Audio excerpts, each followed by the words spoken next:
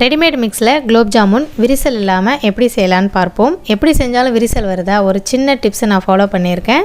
இந்த வீடியோவில் பார்க்கலாம். வணக்கம் நண்பர்களே, திரிபிரியாவில் மீண்டும் உங்களை வரவேற்பதில் மிக்க மகிழ்ச்சி. நான் 1 டேபிள் ஸ்பூன் அளவுக்கு ரவை எடுத்திருக்கேன். 1 டேபிள் ஸ்பூன் ரவைக்கு 1 டேபிள் ஸ்பூன் தண்ணீர் சேர்த்து ஒரு 10 நிமிஷம் நீங்கள் அப்படியே ரவையும் தண்ணியும் ஊற விட்டுருங்க. நான் எடுத்திருக்க ரெடிமேட் மிக்ஸு ஆச்சி எடுத்திருக்கேன். 2 பேக் இன்றைக்கி நான் செய்ய போகிறேன். இது ஒரு பேக்கோட கிராம் பார்த்திங்கன்னா 200 கிராம் அளவு இருக்கும். இப்போ இதை நம்ம ஒரு பவுலில் இந்த மாவு எல்லாத்தையும் சேர்த்துக்கலாம். இதே நீங்கள் ஒரே ஒரு பேக்கு செய்கிறதா இருந்தால் 1.5 டீஸ்பூன் அளவுக்கு ரவையை அதே 1.5 டீஸ்பூன் தண்ணீர் சேர்த்து ஊற வைங்க. நான் 2 பேக்கு சேர்க்குறதால 1 டேபிள் ஸ்பூன். 1 டேபிள் ஸ்பூன்றது 3 டீஸ்பூனோட அளவு தான் 1 டேபிள் ஸ்பூன். இப்போ நம்ம 2 மாவையும் சேர்த்தாச்சு. இப்போ ரவை பார்ப்போம். ரவையும் நல்லா சாஃப்டாக ஆகிடுச்சு. நமக்கு கரெக்டாக 10 நிமிஷம் ஊற வச்சா போதும். இப்போ இந்த ரவையை நான் இதோடு சேர்க்கிறேன். 1 டீஸ்பூன் நெய் சேர்த்துக்கோங்க.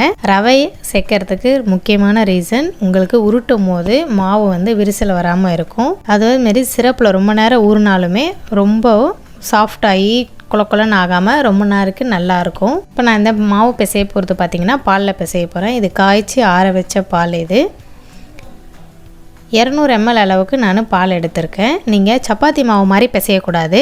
நல்லா நம்ம உதிர்த்தா மாதிரி மிருதுவாக பிசையணும். நம்ம அப்போ தான் உங்களுக்கு ஜாமுன் திரட்டும் போது நல்லா சாஃப்டாக வரும். கொஞ்சம் கொஞ்சமாக பாலை தெளித்து நம்ம மாவை மட்டும் ஈரமாக்கினா போதும். ரொம்ப அழுத்தி பிசையவே கூடாது, மிருதுவாக தான் பிசையணும். தண்ணீர்லேயும் நீங்கள் பிசையலாம், ஆனால் தண்ணியை விட பாலில் செய்யும் போது அதனுடைய சுவை ரொம்ப அதிகமாக இருக்கும். கண்டிப்பாக செய்து பாருங்கள்.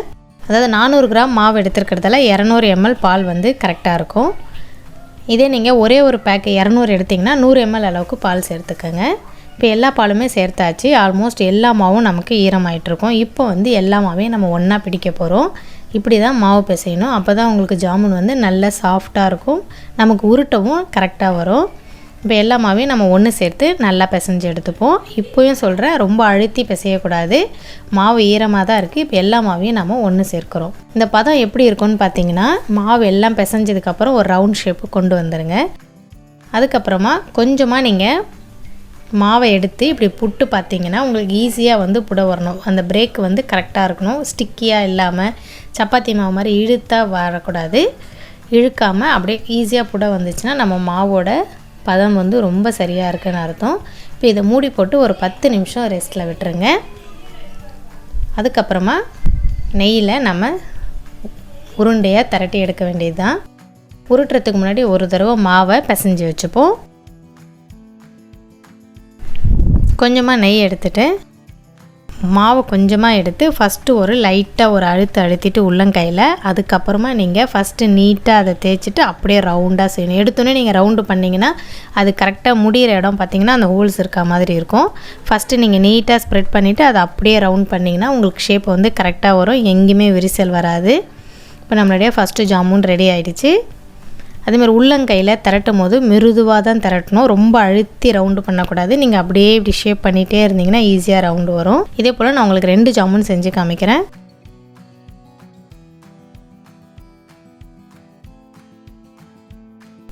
அதேமாதிரி உள்ளங்கையில் வச்சு ஒரு அழுத்திட்டு, அந்த அழுத்தமே நீங்கள் மெதுவாக தான் செய்யணும். அதுக்கப்புறமா நான் முதல் சொன்ன மாதிரியே உருட்டினீங்கன்னா கரெக்டாக வந்துடும். இது மாதிரி நம்ம எல்லா ஜாமுனுமே நம்ம உருண்டையாக உருட்டி எடுத்து வச்சுப்போம். இப்போ 2 தட்டில் நான் உருட்டி வச்சுருக்கேன். இப்போ நம்ம சுகர் சிரப் பார்த்திங்கன்னா இதுக்கு நான் 1 கிலோ சர்க்கரை எடுத்திருக்கேன். 1 கிலோவுக்கு 1 லிட்டர் தண்ணி என்பது கரெக்டாக இருக்கும். நீங்கள் ஒரு பேக்கெட் செய்கிறீங்கன்னா 1/2 கிலோ சர்க்கரை எடுத்துக்கோங்க. அதாவது 500 கிராம் 500 ml தண்ணி. நான் எடுத்துருக்கிறது 1 kg, அதாவது 1 கிலோ எடுத்திருக்கேன். ஸோ 1 லிட்டர் தண்ணி சேர்க்குறேன். 4 கப்புன்றது 1 லிட்டரோட தண்ணீர் அளவு. என்னுடைய கப்பு மெஷர்மெண்ட் பார்த்திங்கன்னா 250 ml. ஸோ 1 லிட்டர் தண்ணீர் சேர்த்துட்டு இப்போ இதை நம்ம ஸ்டவ்வில் வச்சு நல்லா கொதிக்க வைக்க போகிறோம். சுகர் சிரப்புக்கு முதல்ல சர்க்கரை நல்லா கரையணும். சர்க்கரையை நல்லா கொதிக்க விட்டு கரைய விடுங்க. பாருங்கள், சர்க்கரை நல்லா கரைஞ்சிருச்சு. அதுக்கப்புறமா நம்ம ஒரு 3 நிமிஷம் கொதிக்க விடுவோம். 3 நிமிஷம் ஆனதுக்கப்புறமா ஸ்டவ்வை நீங்கள் ஆஃப் பண்ணிவிட்டு அதுக்கப்புறமா ஏலக்காய் பொடி, ஒரு 3 ட்ராப்ஸ் அளவுக்கு லெமன் விடுங்க. அப்புறமா இது ரோஸ் எசன்ஸ் இல்லை ரோஸ் வாட்டர் எதுவாக இருந்தாலும் ஒரு 2 ட்ராப்ஸ் இல்லை 3 ட்ராப்ஸ் விடணும். இப்போ நம்மளுடைய சுகர் சிரப் ரெடி. இப்போ நம்ம ஜாமுன் ரெடி பண்ணுவோம். எண்ணெய் பதம் கரெக்டாக இருக்கான்னு பார்க்க இது போல் கொஞ்சமாக நீங்கள் மாவு போட்டிங்கன்னா அது கொஞ்ச நேரம் நின்று எழும்பி வந்துச்சுன்னா அந்த பதம் வந்து கரெக்டான அளவு. ஜாமுன் போடுறதுக்கு முன்னாடி நம்ம எண்ணெயை வந்து லைட்டாக இப்படி சுற்றி விடுங்க. ஏன்னா ஜாமுன் வந்து உங்களுக்கு உருளையாக இருக்கிறதால அது ரவுண்டாக வேகணும் நமக்கு. ஸோ அப்படியே போட்டிங்கன்னா கீழே மட்டும் அப்படியே வெந்திருக்கும், மேலே வெள்ளையாக இருக்கும், அது ஈவனாக வந்து கலர் வராது, ரவுண்டு மொத்தத்துக்குமே ஒரே ப்ரௌன் வராது. அதனால் இது போல் நம்ம எண்ணெயை நம்ம சுற்றி விட்டுக்கிட்டே இருந்தோம்னா உங்களுக்கு ஜாமுன் வந்து ஃபுல்லுமே ரவுண்டாக வந்து நமக்கு வெந்து வரும். கலர் பார்த்திங்கன்னா மொத்த உருளையிலுமே ஒரே கலர் இருக்கும். இது ஒரு சின்ன டிப்ஸு. ஆனால் நம்ம சுற்றும் போது ஜாமுனை டிஸ்டர்ப் பண்ணாமல் சுற்றணும்.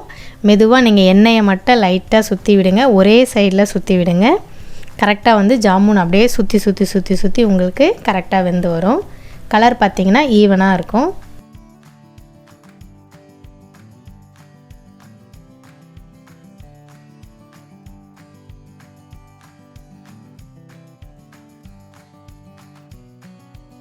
இது போல் பெரிய ஸ்பூன் வச்சு கூட நீங்கள் டிஸ்டர்ப் பண்ணாமல் ஜாமுனை சுற்றிக்கிட்டே இருக்கலாம். ஏன்னா பெரிய ஜல்லிக்கரண்டி கொஞ்சம் டிஸ்டர்பாக இருக்கும். இது போல் ஒரு லாங் ஸ்பூன் வச்சுட்டு கூட நீங்கள் மெதுவாக இப்படி சுற்றி எடுத்துக்கிட்டே இருந்தீங்கன்னா ஜாமுன் வந்து ஈவனாக வெந்து வரும்.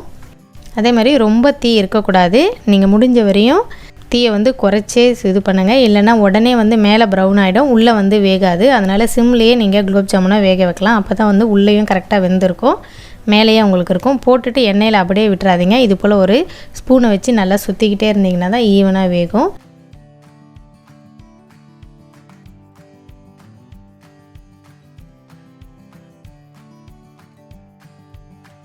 இப்போ நம்ம ஜாமுன் ரெடி ஆகிடுச்சு. ஃபஸ்ட்டு இது போல் தட்டில் எடுத்து வச்சுட்டு அதுக்கப்புறமா நீங்கள் சுகர் சிரப்பில் சேருங்க. எண்ணெயிலேருந்து அப்படியே எடுத்து சிரப்பில் சேர்க்காதீங்க. ஃபஸ்ட்டு தண்ணி தட்டில் எடுத்துகிட்டு அப்புறமா சேருங்க. இப்போ சுகர் சிரப்பில் சேர்த்தாச்சு. அதே போல் செகண்ட் பேட்ச் போடும்போதும் எண்ணெய் இது போல் சுற்றி விட்டுட்டு ஒரு 5 இல்லைன்னா 6 நம்ம பொரித்து எடுத்துப்போம். ஜாமுன் வேகிற வரைக்குமே நீங்கள் அப்பப்போ இது போல் சுற்றி விட்டுட்டே இருந்தீங்கன்னா உங்களுக்கு குலோப் ஜாமுன் வந்து ஃபுல் ரவுண்டுமே ஒரே கலரில் ஈவனாக குக் ஆகும். எல்லாருக்குமே ரொம்ப பிடிச்சது குலோப் ஜாமுனுங்க. அதில் மட்டும் இல்லாமல் ரொம்ப ஈஸியாக செய்யக்கூடிய ஒரு ஸ்வீட்னாலும் குலோப் ஜாமுன் தான். ஆனால் நிறைய பேருக்கு அது விரிசல் வரும், கரெக்டாக அந்த சிரப்போட பதம் கரெக்டாக இருக்காது.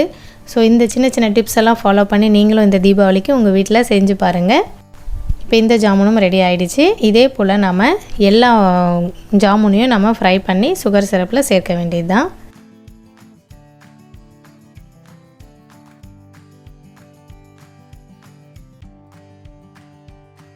பாருங்கள், இப்போ எல்லா ஜாமுனுமே செஞ்சாச்சு. நீங்கள் சிரப் எடுக்கும்போது இது போல் ஒரு பெரிய பாத்திரம் வச்சுக்கிட்டிங்கன்னா ஜாமுன் போட கரெக்டாக இருக்கும். இப்போ எல்லா ஜாமுனும் ஆல்மோஸ்ட் நல்லாவே ஊறி இருக்குது. உங்களுக்கு எந்த அளவுக்கு சாஃப்டாக எப்படி வந்திருக்குன்றதை காமிக்கிறேன். ஆக்சுவலாக இது நைட்டு செஞ்சு வச்சுட்டேன். இப்போ நான் உங்களுக்கு காலையில் தான் இதை எடுத்து காமிக்கிறேன் அந்த எந்த அளவுக்கு சாஃப்ட் இருக்குன்றதுக்கு. நல்லா ஊறி இருக்கும். ஓவர் நைட் அப்படியே விட்டாச்சு. பாருங்கள் எவ்வளோ சாஃப்டாக ஈஸியாக கட் பண்ண வருது. ஸோ இப்போ நம்மளுடைய குலோப் ஜாமுன் அருமையாக ரெடி ஆகிடுச்சு. இதை நீங்கள் உங்கள் வீட்டில் செய்து பாருங்கள். உங்கள் கருத்துக்களை கமெண்ட் செக்ஷனில் போடுங்க. உங்களுக்கு இந்த சேனல் பிடிச்சிருந்ததுன்னா சப்ஸ்கிரைப் பண்ணுங்கள். மீண்டும் ஒரு நல்ல ரெசிபியில் சந்திப்போம். நன்றி, வணக்கம்.